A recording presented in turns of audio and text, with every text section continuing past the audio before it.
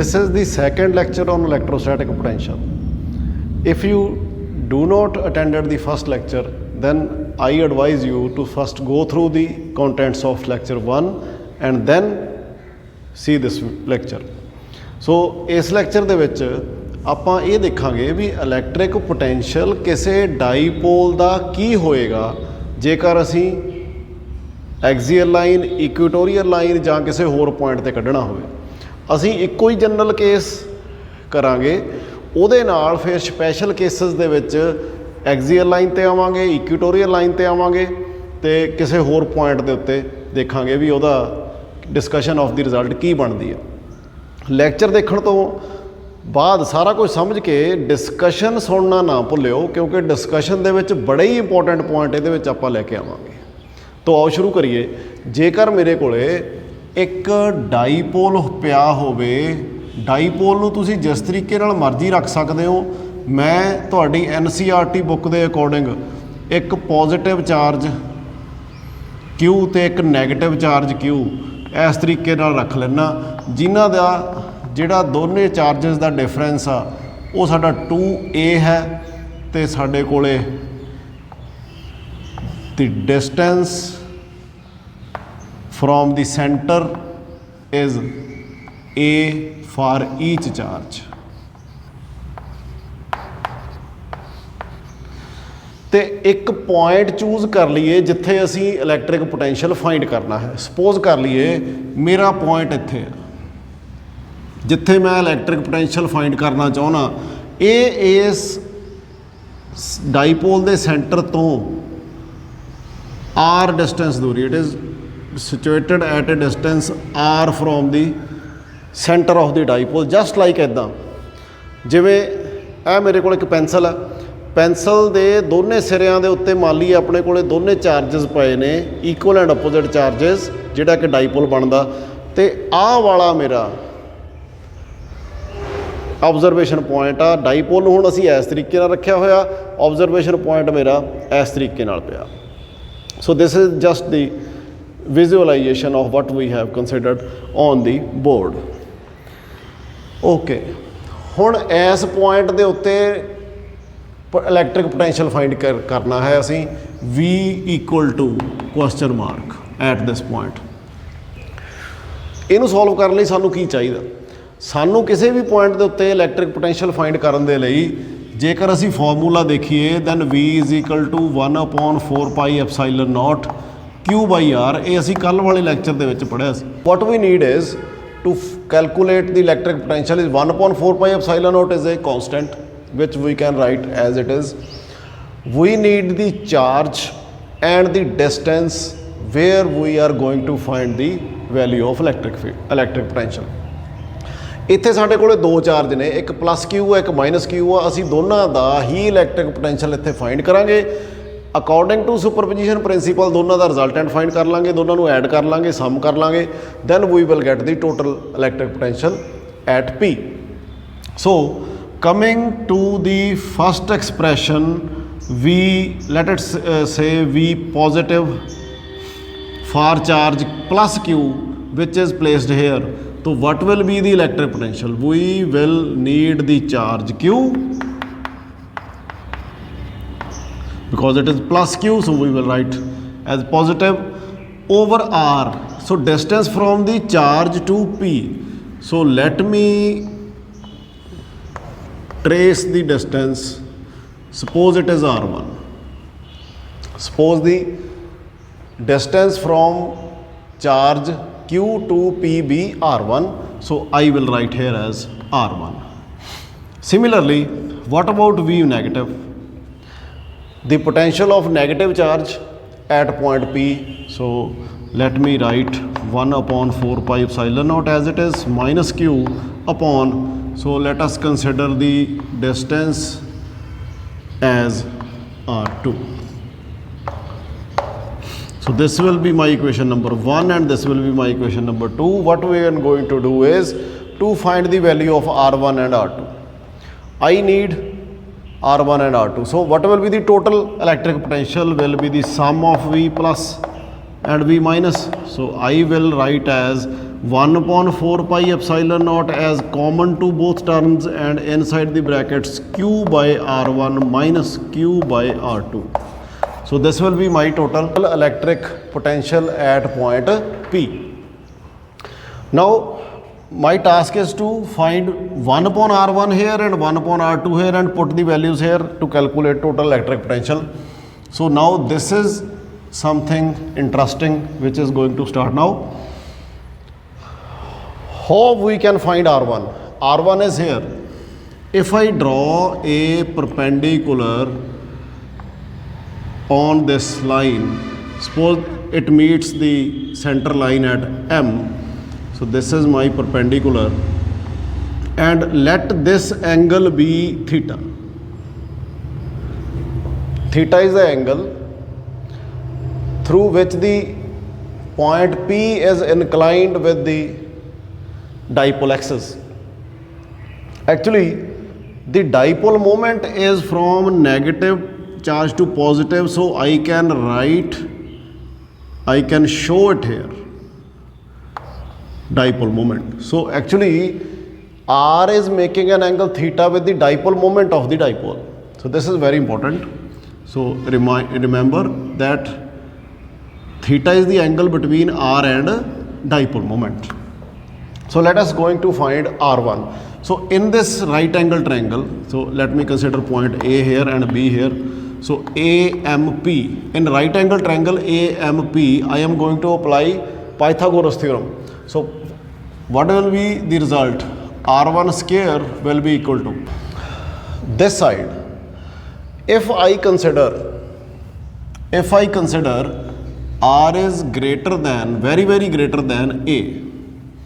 So dipole is a short dipole, you can consider, and the point P is far away as compared to the distance A between the dipole. So R1 square can be written as this side square means AM square plus MP square. Now in this right angle triangle AMO, what is my OM? OM is A cos theta, as if I write here, if I make this right angle triangle over here as a convenient, so here is my A and here is my O and here is M. This is angle theta, this side is A. What is sine theta in this? So sine theta will be perpendicular upon hypotenuse. Perpendicular is my AM, hypotenuse is my A, so this is my sine theta, or I can write AM as A sine theta. So AM is my A sine theta, and what will be OM? OM will be my A cos theta. So if this is A cos theta, this one will be A sine theta. Okay. So putting the value of AM square will be my A square sine square theta plus MP square. What is MP? MP can be written as OP minus OM. So OP minus OM square, A square sine square theta plus OP minus OM. OP is my R. So R minus OM is my A cos theta square. So opening the squares, what I will get? R square plus A square cos square theta minus 2AR cos theta. Now opening the brackets, A square sine square theta plus R square plus A square cos square theta minus 2AR cos theta. Now if you see, here is A square sine square theta, A square cos square theta. I can easily take out A square from these two terms, and what will I get inside the bracket? Inside will be sine square theta plus cos square theta, which will be 1. So A square So I will left with a square plus here is r square minus 2ar cos theta. So this is my r1 square. So I have found r1 square. In similarly, what we will do for r2. So this is my r1 square. Now I will solve the result for r2. So let me write it as equation number 3. So to find r2 square, what I know, what I will, so here if I extend this line up to here and make a perpendicular over here. So this is perpendicular. Now let this point be N. So triangle ONB. In triangle ONB, this side is my A, and if this was theta, this is also theta. So again, in similar terms, so this side will be my A sin theta, and this one will be A cos theta. So like this, we have earlier did this. R2 square can be written as, using Pythagoras theorem in right angle triangle PNB.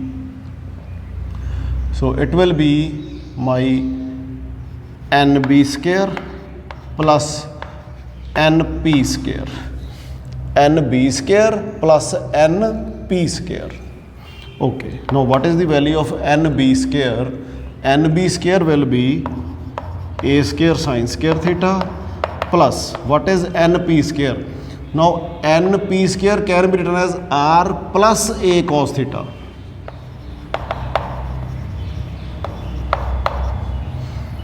So in previous terms, we get here minus because this was to be subtracted, and in this term I have got a positive sign here.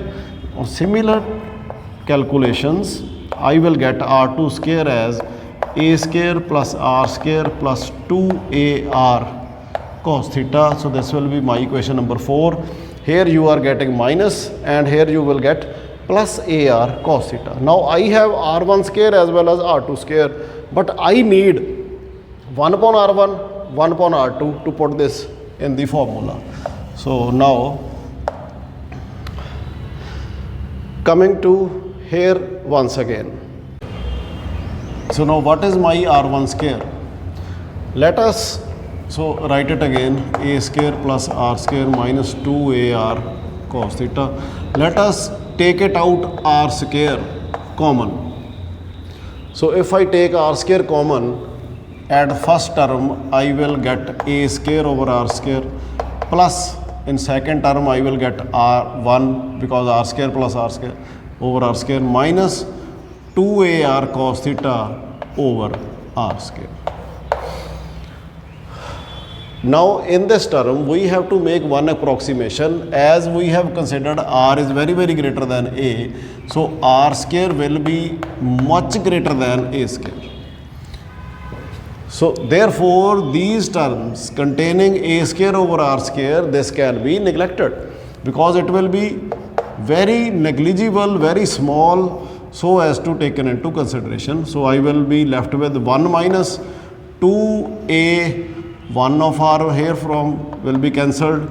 So 2A cos theta upon R. So this will be my R1 square.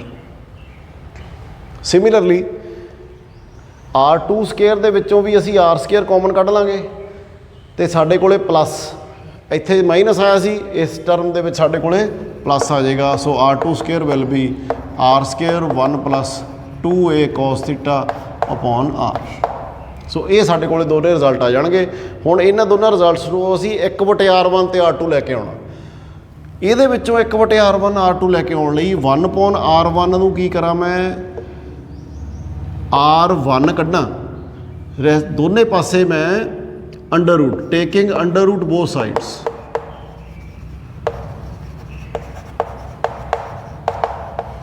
ਦੋਨੇ ਸਾਈਡਾਂ ਤੇ under route ਲੈ ਲਈਏ ਤਾਂ ਇੱਧਰਲੇ ਪਾਸੇ ਮੇਰੇ ਕੋਲੇ R1 ਰਹਿ ਗਿਆ, ਇੱਧਰਲੇ ਪਾਸੇ ਰਹਿ ਗਿਆ R, ਬ੍ਰੈਕਟ ਦੇ ਵਿੱਚ ਕੀ ਰਹਿ ਗਿਆ 2A cos theta over R power 1/2. ਲਓ ਜੀ ਹੁਣ ਮੈਨੂੰ ਚਾਹੀਦਾ ਰੈਸੀਪ੍ਰੋਕਲ। ਮੈਂ ਇਹਦਾ ਰੈਸੀਪ੍ਰੋਕਲ ਲੈਣ ਲੱਗਿਆ।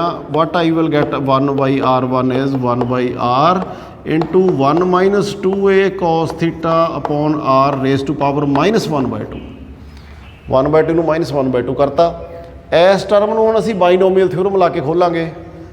ਸੋ 1/r1 is equal to 1/r। Binomial theorem ਕੀ ਹੁੰਦੀ ਆ? 1 ਮਾਈਨਸ ਜੇ nx ਹੋਵੇ raise to power 1 minus x ਦੀ ਪਾਵਰ n ਹੋਵੇ, ਜੇ 1 ਮਾਈਨਸ x ਦੀ ਪਾਵਰ n ਹੋਵੇ ਤਾਂ ਇਹ ਬਰਾਬਰ ਹੁੰਦੀ ਆ 1 minus nx plus higher powers n into n minus 1 x square over factorial 2। ਇੱਦਾਂ ਚੱਲੀ ਜਾਂਦਾ। ਤੁਸੀਂ +1 ਦੀ ਆਪਣੀ ਬੁੱਕ ਦੇ ਵਿੱਚੋਂ ਦੇਖ ਸਕਦੇ ਹੋ, ਜਾਂ ਮੈਥ ਦੇ ਵਿੱਚੋਂ ਜਾਂ ਫਿਜ਼ਿਕਸ ਦੇ ਵਿੱਚੋਂ। ਪਹਿਲੇ ਮੈਥੇਮੈਟੀਕਲ ਟੂਲਸ ਦੇ ਵਿੱਚ ਇਹ ਟਰਮ ਸਮਝਾਈ ਗਈ ਆ। ਸੋ ਇੱਥੇ ਮੈਂ ਇਹਨੂੰ ਸੋਲਵ ਕਰੂੰਗਾ। 1 ਮਾਈਨਸ ਇੱਥੇ ਆ ਪਹਿਲਾਂ ਹੀ ਆ ਉੱਪਰਲੀ ਟਰਮ ਇੱਥੇ ਥੱਲੇ ਆ ਜਾਏਗੀ, -1/2 ਆ ਪਲੱਸ ਹੋ ਗਈ। So 1/2 2a cos theta upon r plus higher terms ਆਉਣਗੀਆਂ ਜਿਹਦੇ ਵਿੱਚ a ਸਕੇਅਰ ਤੇ r ਸਕੇਅਰ ਆਊਗਾ, ਉਹਨੂੰ ਅਸੀਂ ਨਿਗਲੈਕਟ ਕਰ ਦਾਂਗੇ because r square is greater than very greater than a square. ਆ 2 ਮੇਰਾ 1 2 ਨਾਲ ਕੱਟਿਆ ਜਾਏਗਾ। So I will get 1/r1 as 1/r 1 plus a cos theta over r। ਜਿਵੇਂ ਹੁਣ ਅਸੀਂ 1/r1 ਫਾਈਂਡ ਕੀਤਾ, ਉਸੇ ਤਰੀਕੇ ਨਾਲ 1/r2 ਫਾਈਂਡ ਕਰਾਂਗੇ। ਪਹਿਲਾਂ ਇੱਕ ਵਾਰੀ ਇਹਦੇ ਅੰਡਰ ਰੂਟ ਲੈ ਲਾਂਗੇ, ਫਿਰ ਇਹਨੂੰ ਰੈਸੀਪ੍ਰੋਕਲ ਲਵਾਂਗੇ, ਬਾਈਨੋਮੀਅਲ ਥਿਊਰਮ ਲਾਵਾਂਗੇ। ਆਈ will get 1/r2 as 1/r 1 minus a cos theta over r। ਸੋ ਆ ਮੇਰੇ ਕੋਲ 2 ਰਿਜ਼ਲਟ ਆ ਜਾਣਗੇ। ਇਹਨਾਂ ਦੋਨਾਂ ਰਿਜ਼ਲਟਾਂ ਨੂੰ ਮੈਂ ਹੁਣ ਇੱਥੇ ਪੁੱਟ ਕਰਨ ਲੱਗਿਆ। ਇਸ ਰਿਜ਼ਲਟ ਦੇ ਵਿੱਚ ਮੇਰੇ ਕੋਲੇ 1/4πε0 ਪਹਿਲਾਂ ਹੀ ਪ੍ਰੈਜ਼ੈਂਟ ਆ। q/r1 ਮਾਈਨਸ q/r2, ਇਹਦੇ ਵਿੱਚ q ਵੀ ਮੈਂ ਕਾਮਨ ਕੱਢ ਲੂँਗਾ ਬਾਹਰ। ਸੋ ਮੇਰੇ ਕੋਲੇ v ਕੀ ਆਏਗਾ? Putting the values what I will get q upon 4πε0। ਇਹ ਮੈਂ ਕਾਮਨ ਕੱਢ ਲੂँਗਾ ਦੋਨਾਂ ਦੇ ਵਿੱਚੋਂ। ਅੰਦਰ ਮੇਰੇ ਕੋਲੇ ਹੁਣ ਕੀ ਰਹਿ ਗਿਆ? 1/r1 minus 1/r2। 1/r1 ਆ ਪਿਆ, ਇਹਦੀ ਵੈਲਿਊ ਪੁੱਟ ਕਰਨ ਲੱਗਿਆ ਜੀ ਉੱਥੇ 1/r 1 plus a cos theta over r 1/r bracket ਸ਼ੁਰੂ 1 plus a cos theta over r minus 1/r 1 minus a cos theta over r। ਇੱਥੋਂ ਹੁਣ ਜੇ ਧਿਆਨ ਨਾਲ ਦੇਖੀਏ ਤਾਂ ਬ੍ਰੈਕਟਸ ਖੋਲਾਂਗੇ ਤਾਂ 1/r ਤਾਂ ਦੋਨਾਂ 'ਚ ਕਾਮਨ ਆ, ਇਹਨੂੰ ਮੈਂ ਬਾਹਰ ਲਿਖ ਲੈਣਾ। ਸੋ 1/r ਬੋਥ ਟਰਮਸ ਦੇ ਵਿੱਚ ਕਾਮਨ ਆ। ਸੋ ਇਸ ਕਰਕੇ ਆਈ ਵਿਲ ਰਾਈਟ ਹੇਅਰ। ਅੰਦਰਲੇ ਪਾਸੇ ਜਦੋਂ ਮੈਂ ਆਹ ਬ੍ਰੈਕਟ ਖੋਲੂੰਗਾ 1 ਮੇਰੇ ਕੋਲੇ ਮਾਈਨਸ ਦਾ ਹੋ ਜਾਏਗਾ, ਆਹ ਵਾਲੀ ਟਰਮ ਮੇਰੇ ਕੋਲੇ ਪਲੱਸ ਦੀ ਹੋ ਜਾਏਗੀ। ਸੋ ਓਪਨਿੰਗ ਦੀ ਬ੍ਰੈਕਟਸ ਨੈਕਸਟ ਸਟੈਪ ਦੇ ਵਿੱਚ। ਸੋ 1 will be of minus and this sign will be changed. ਇੱਥੇ ਆ ਕੇ ਮੇਰੇ ਕੋਲੇ 1 ਤੇ 1 ਦੋਨੇ ਕੈਂਸਲ ਹੋ ਜਾਣਗੇ। I will be left with 2a cos theta upon r। So ਇੱਕ a cos theta over r ਇੱਥੇ ਆ, a cos theta over r ਇੱਥੇ ਆ, ਤੇ ਮੇਰੇ ਕੋਲੇ ਕੀ ਬਣ ਜੂਗਾ result? v equal to q/4πε0 r। ਅੰਦਰਲੇ ਪਾਸੇ ਕੀ ਰਹਿ ਗਿਆ? 1 ਤੇ 1 ਮੇਰੇ ਦੋਨੇ ਕੈਂਸਲ ਹੋ ਗਏ। 2a cos theta over r। So this I have left with. So ਇਹਨੂੰ ਮੈਂ ਥੋੜ੍ਹਾ ਜਿਹਾ ਰੀਅਰੇਂਜ ਕਰਨ ਲੱਗਿਆ। ਸੋ v ਮੇਰੇ ਕੋਲੇ ਕੀ ਆ ਗਿਆ? q into 2a। q into 2a ਬਣ ਗਿਆ ਮੇਰੇ ਕੋਲੇ dipole moment cos theta upon 4πε0 r ਤੇ ਕਾਰ ਰਹਾ r ਸਕੇਅਰ। ਹੁਣ ਜੇਕਰ ਇੱਥੇ cos ਥੀਟਾ ਆ ਗਿਆ, ਕੀ ਮੈਂ ਇਹਨੂੰ ਲਿਖ ਸਕਦਾ? p dot p into 1 cos theta as dipole moment ਤੇ ਯੂਨਿਟ ਵੈਕਟਰ ਦੀ ਡਾਟ ਪ੍ਰੋਡਕਟ। ਕਿਉਂਕਿ ਜੇ ਡਾਟ ਪ੍ਰੋਡਕਟ ਆਪਾਂ p dot r unit vector ਦੀ ਕਰੀਏ ਤਾਂ it will be p cos theta. So ਇਸ ਕਰਕੇ ਮੈਂ ਇਹਨੂੰ ਲਿਖ ਦਿੰਦਾ vector p dot vector r cap over 4πε0 r square. So this will be my result provided. ਸ਼ਰਤ ਕੀ ਆ? R is very greater then A, ਤਾਂ ਇਹ ਫਾਰਮੂਲਾ ਸਾਡਾ ਐਪਲੀਕੇਬਲ ਆ ਜੇ R ਸਾਡੀ वेरी ग्रेटर दैन A ਹੋਵੇ। ਹੁਣ ਅਸੀਂ ਇਹ ਦੇਖੀਏ ਇਹ ਰਿਜ਼ਲਟ ਕਦੋਂ ਆ। ਇਹ ਰਿਜ਼ਲਟ ਅਸੀਂ ਉਦੋਂ ਕੱਢਿਆ ਜਦੋਂ ਸਾਡੇ ਕੋਲੇ ਆਹ ਵਾਲਾ ਸਾਡਾ ਡਾਈਪੋਲ ਆ ਤੇ ਆਬਜ਼ਰਵੇਸ਼ਨ ਪੁਆਇੰਟ ਕਿਸੇ ਐਂਗਲ ਦੇ ਉੱਤੇ ਆ ਵਿਦ ਡਾਈਪੋਲ ਮੂਵਮੈਂਟ ਦੀ ਡਾਇਰੈਕਸ਼ਨ ਉੱਪਰ ਨੂੰ ਲਈ ਸੀਗੀ ਆਪਾਂ, ਤੋਂ ਇਸ ਕਰਕੇ ਮੈਂ ਪੈਨਸਲ ਦਾ ਮੂੰਹ ਉੱਪਰ ਨੂੰ ਰੱਖਿਆ ਤੇ ਇੱਥੇ ਮੇਰਾ ਪੁਆਇੰਟ ਆ। ਜੇਕਰ ਐਂਗਲ ਕਿੱਥੇ ਬਣਿਆ ਹੋਇਆ ਜੀ, ਇਸ ਜਗ੍ਹਾ ਦੇ ਉੱਤੇ ਜਿੱਥੇ ਮੈਂ ਉਂਗਲ ਕਰ ਰਿਹਾ ਇਸ ਟਾਈਮ, ਇਹ ਸਾਡਾ ਐਂਗਲ ਆ। ਜੇਕਰ ਇਹ ਐਂਗਲ 0 ਡਿਗਰੀ ਹੋ ਜੇ, ਮੰਨ ਲਓ ਪੁਆਇੰਟ ਸਾਡਾ ਇੱਥੇ ਹੋ ਜੇ, ਜੇ ਐਂਗਲ 0 ਡਿਗਰੀ ਹੋ ਜੇ ਤਾਂ ਵਟ will be the effect of result. ਦੇਖੋ P ਦਾ ਮੈਗਨੀਚਿਊਡ P, R ਦਾ ਮੈਗਨੀਚਿਊਡ 1 cos 0 1, ਤਾਂ ਇਹਦੇ ਕੋਲ ਸਾਡੇ ਕੋਲ ਵੈਲਿਊ ਕਿੰਨੀ ਆਏਗੀ, V will be positive. So if ਇਹਨੂੰ ਮੈਂ ਹੁਣ ਲਿਖ ਦਿੰਦਾ ਜੀ, ਇੱਥੇ ਲਿਖ ਦਿੰਦਾ ਇੱਧਰਲੀ ਸਾਈਡ ਤੇ, if theta is equal to 0 degree V will be positive.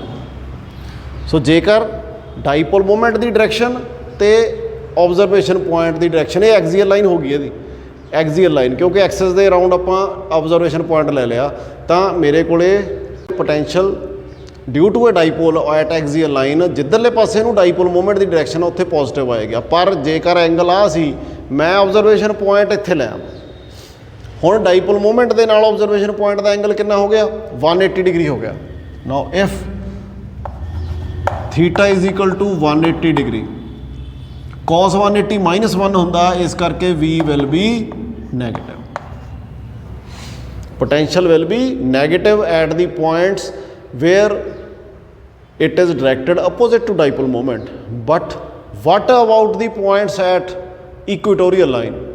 ਜੇ equatorial line ਹੈ ਤਾਂ ਐਂਗਲ ਕਿੰਨਾ ਬਣ ਗਿਆ, 90।